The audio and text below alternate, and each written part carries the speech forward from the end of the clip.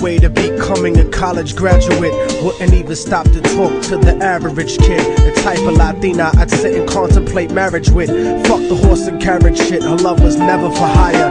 Disciplined, intellectual beauty's what I desire. Flyer than Selma Hayek or Jennifer Lopez. Everyone told me kicking it to her was hopeless. At first I just thought she didn't mess with broke kids. The thug niggas always talking about how they smoke kids, but the rich sniff coke kids got no play.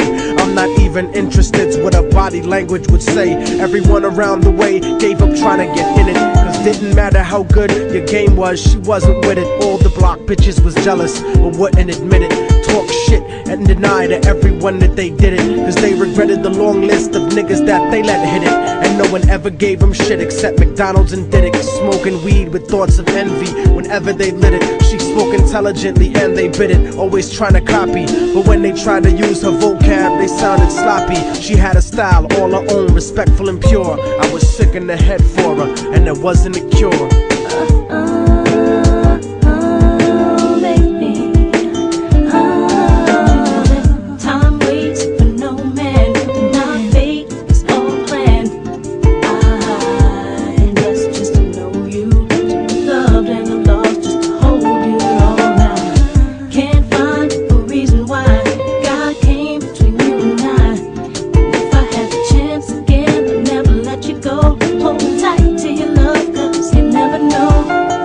So brown and beautiful, yet empty and sad. I used to talk to her occasionally and she was glad that I wasn't just another nigga trying to get in it. So every now and then we'd stop and talk for a minute. I didn't have a gimmick, so the minutes turned to hours. On her birthday, I gave her a poem with flowers. Then I took her out to dinner after her cousin's baby shower.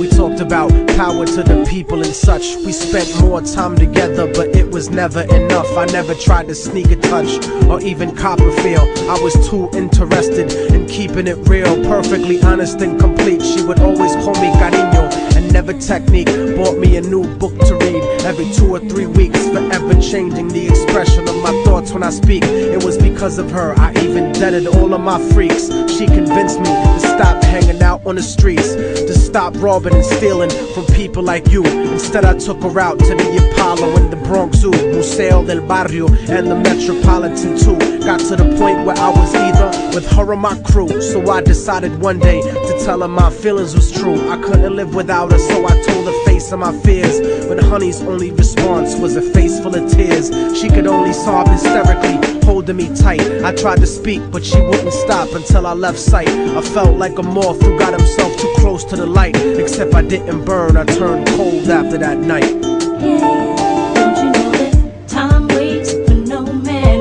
Not fate, it's all planned. I blessed just to know you, to be loved and I'm lost just to hold you all night. Can't find a reason why God came between you and I. If I had the chance again, I'd never let you go. Hold tight to your love, cause you never know. I went on with my life, college and my career. Ended up locked up like an animal for a year, where the COs talk to you like they were the overseer. Then I got sent to the hole when my exit was near.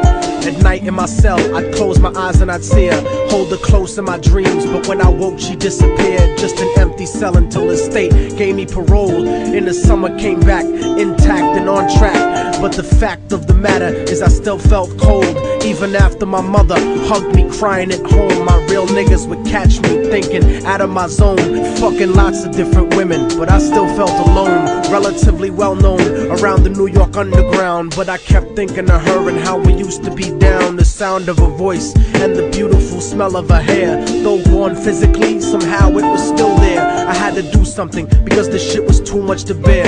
So I went and visited the building where she used to live. The world looks a lot different after you do a bid. Your way of life done changed while primitive minds are still stuck in the same game. Like her cousin who was on the corner slinging cocaine, stepped in the lobby and tapped the button next to her last name. Her mom buzzed me up and hugged me up like a mother order, but her facial expression changed when I asked about her daughter. For no man, not fate, it's all planned. I blessed just to know you, to be loved and I'm lost just to hold you all night. Can't find a reason why God came between you and I.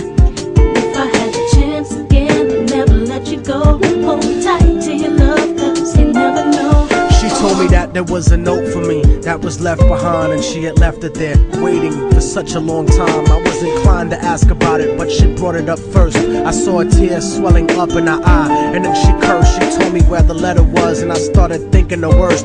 Reversed my position, stepped over and opened the door, and sure enough, there was an envelope with my name on the floor. Nobody loves you more than me, cariño, is what the letter said. By the time you get to read this, I'll probably be dead. But when you left in 97, a part of me went to heaven. I thank God at least I got to know what love really was. But it hurt me to see what true love really does. Cause even though we never made love, you were all that there was. It was because I loved you so much that I had to make you leave. You made me doubt the way I thought, you made me wanna believe.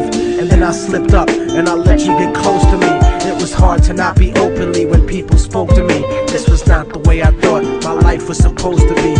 Baby, don't you see, I had a blood transfusion that left me with HIV. Hope didn't exist for me since late in 1993. I died a virgin, I wish I could have given myself to you. I cried in the hospital cause there was no one else but you. Promise that you'll meet me in paradise inevitably. No matter what, I'll keep your love forever with me. What happened for the rest of the day is still a blur, but I remember wishing that I was dead instead of her. She was buried on August 3rd. The story ends without a sequel, and now you know our technique. Don't fucking fall in love with people. Hold the person that you love closely if they're next to you.